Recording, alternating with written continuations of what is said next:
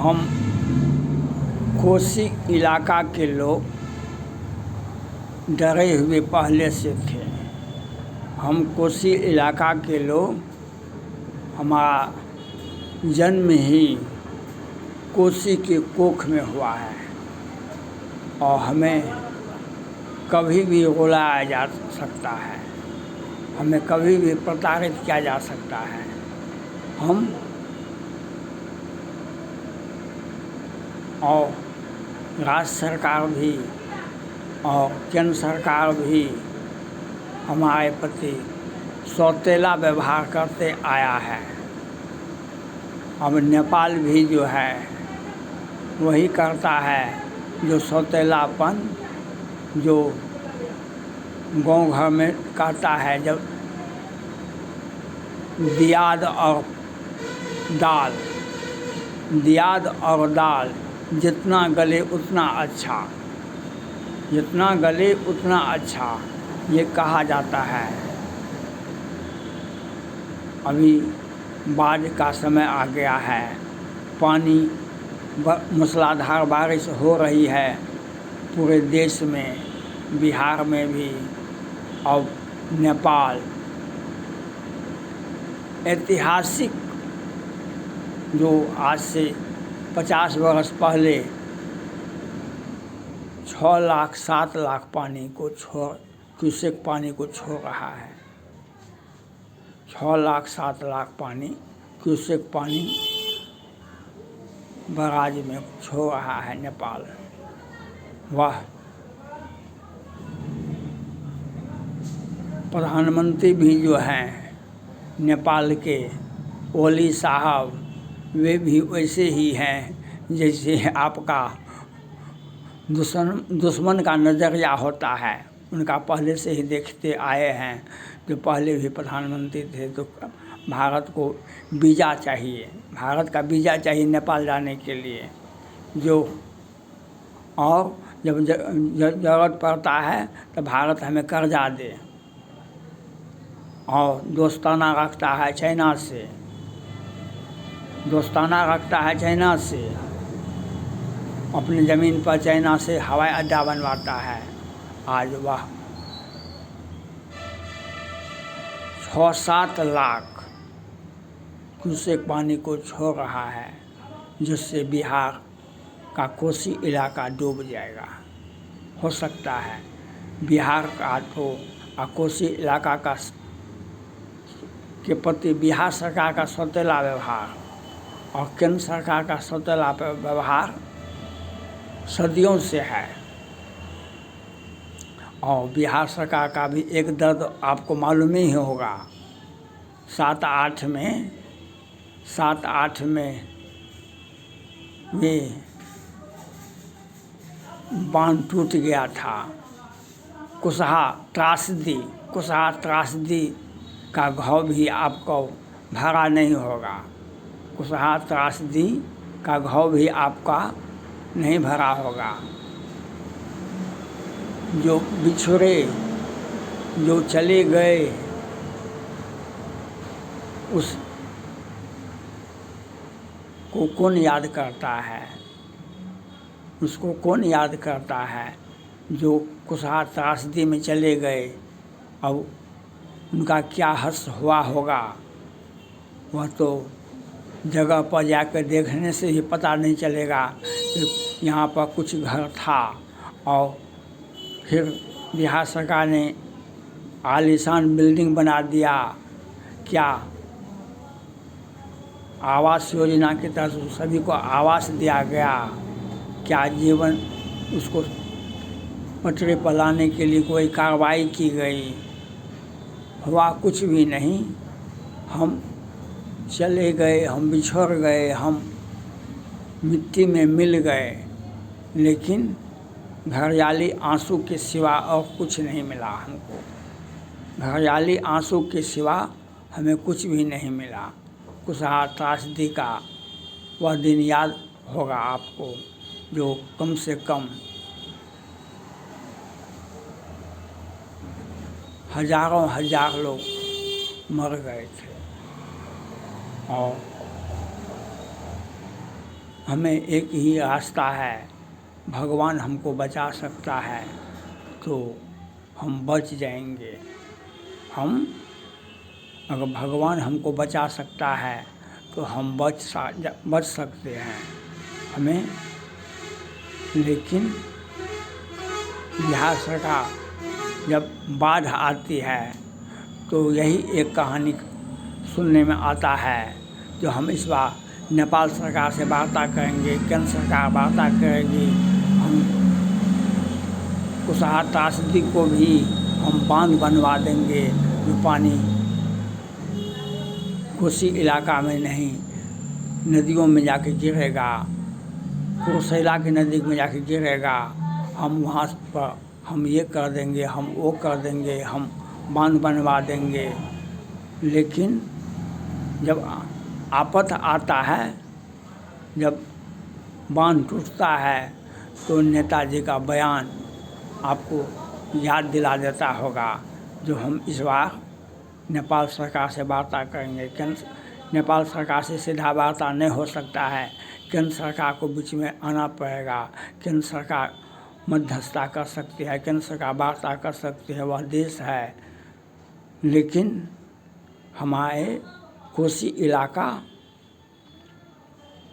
नेपाल की सरकार, ओली साहब का भारत के प्रति नज़रिया आपको पता है, और केंद्र सरकार का सौतेलापन और बिहार सरकार का सौतेलापन, दो पाटन के बीच में साबुत बचाने को, दो पाटन के बीच में साबुत बचाने को, यही कहानी कोसी इलाका का हो जाता है। यही कहानी कोसी इलाका का हो जाता है। हम जब भारी वर्षा होता है, जब नेपाल से पानी छोड़ा जाता है, उसका कोई वैकल्पिक व्यवस्था आज इतने दिनों के बाद भी नहीं बना है। अब हमें बिहार सरकार का सिंचाई विभाग का वह आदेश को, अखबार के पन्नों को आप पढ़ते रहिएगा, जो 6 लाख 7 लाख क्यूसेक पानी नेपाल छोड़ रहा है। आज 3 दिन से पानी छोड़ रहा है, और अब बिहार सरकार ने अलर्ट जारी कर दिया है। जो नदी के किनारे बसे हुए सहरसा, मधेपुरा, सुपौल, दरभंगा के लोगों को अलर्ट पर ही रखा गया है, और उनसे आग्रह है कि अपने नदी किनारे अपना घर द्वार छोड़ करके ऊंचे स्थान पर शरण ले ले। प्रशासन अलर्ट है, यह आपको घोषणा करके दे दिया जाएगा, और घोषणा हो गया है। अब हमें प्रकृति अगर हमें बचा ले तो हम बच जाएंगे, नहीं तो सारा व्यवस्था बिहार सरकार का, केंद्र सरकार का, नेपाल का सौतेलापन तो जगजाहिर ही है। जो हम लोग, यही ओली साहब का आदेश था, जो वीज़ा चाहिए, भारत के लोग अगर नेपाल जाएंगे तो वीज़ा चाहिए, और काला पानी लिपुलेख हमारा है, यही ओली साहब का बयान था। और पानी का उसका रिसाव, पानी कैसे बहेगा भारत में, ये कोसी इलाका में, इस पर वो मंथन नहीं करते हैं। हाँ, चीन के इशारे पर हिंदुस्तान को, उसके कुछ हिस्सों को हम बर्बाद कर अवश्य कर सकते हैं। यही ओली साहब का नियत है, और चाइना के इशारे पर इतना पानी छोड़ा जा रहा है, जो हम कोसी इलाका के लोग भगवान भरोसे बैठे हुए हैं। भगवान हमें बचा ले और हमें किसी प्रकार का नुकसान नहीं हो, यही। और वैसे राज्य सरकार अलर्ट है, जो परिस्थितियाँ आएगी उसका डट के मुकाबला करेगी बिहार सरकार। जो उनके प्रशासन के अंदर में होगा वह होगा, लेकिन कोई भी व्यवस्था पर्याप्त नहीं होता है, क्योंकि अस्थायी समाधान हुए बिना आपको रोना ही पड़ता है, रोना ही पड़ता है, क्योंकि आपके पास में आज़ादी के इतने वर्षों के बाद भी नेपाल से आज तक वार्ता नहीं हुई। नहीं केंद्र सरकार वार्ता की, नहीं बिहार सरकार दबाव बनाया। जो साधारण सा काम था उसका हम कोई समाधान नहीं निकाले। जब बाढ़ में का पानी नेपाल में भर जाता है तो नेपाल अपना पुराना दुश्मन को समझ करके वह 5 लाख 7 लाख क्यूसेक पानी छोड़ देता है और लोग अपना तड़पते रहते हैं। कोसी इलाका का यही इतिहास है, यही कहानी है। जीवन जर्जर हो जाता है, जीवन बर्बाद हो जाता है। ये 5-7 जिला 8 जिला लोग त्राहिमाम करते रहते हैं और प्रशासन को जो होता है, जो सुविधा वह सुविधा हमें मिलता है, लेकिन उसका अस्थायी समाधान क्यों नहीं होता है ये बिहार सरकार बतावे। केंद्र सरकार से वार्ता क्यों नहीं होती है, इसमें तो आप बहुत बड़ा व्यवधान नहीं है। और हमें कुशहा त्रासदी को भी याद रखना पड़ता है। हमें कुशहा त्रासदी, ये जो 5 लाख 7 लाख क्यूसेक पानी छोड़ा जा रहा है, हमें कुशहा त्रासदी को कहीं याद नहीं दिला दे, क्योंकि हम उसे भी नहीं भूले हैं, उसका दर्द भी नहीं भूले हैं। क्योंकि हमको वह दिन भी याद है, वह दर्द भी याद है जब हमें सरकार की घोषणाएं बहुत हुई, लेकिन उन लोगों से जाके पूछिए जिनका परिवार मिट गया, जिनका परिवार विलीन हो गया, जिनका घर उजड़ गया, उसे कितना लाभ राज्य सरकार की ओर से मिला। क्योंकि हम प्रशासन की साजिश में फंस जाते हैं। कहीं हम प्राकृतिक आपदा घोषित कर दिया जाता है और कहीं हमारी आवाज़ को कुंद कर दिया जाता है। कोसी का इलाका का कहानी यही बताता है। फणीश्वरनाथ रेणु जी का भी यही कहानी है। कोसी इलाका और कोसी का जो क्षेत्र है वह कोसी के दया पर आप जिंदा रहेंगे, यही आपका सदियों का इतिहास है। और हमें राज्य सरकार, बिहार सरकार, केंद्र सरकार और नेपाल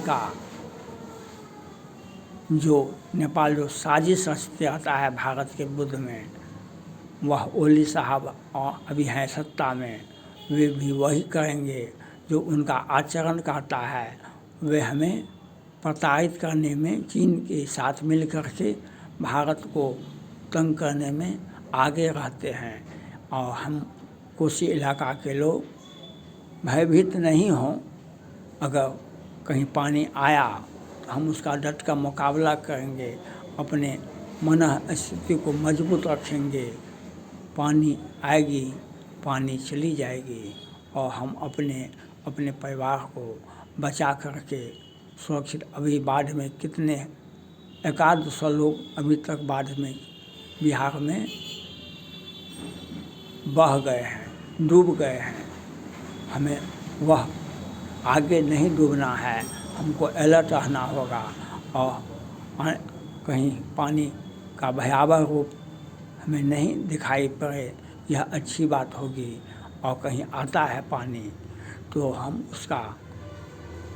अपने परिवार और समाज को बचाने का प्रयास करें, अलर्ट पर रहें और पानी से बचाव करें। यही मेरा कहना है। थैंक्स।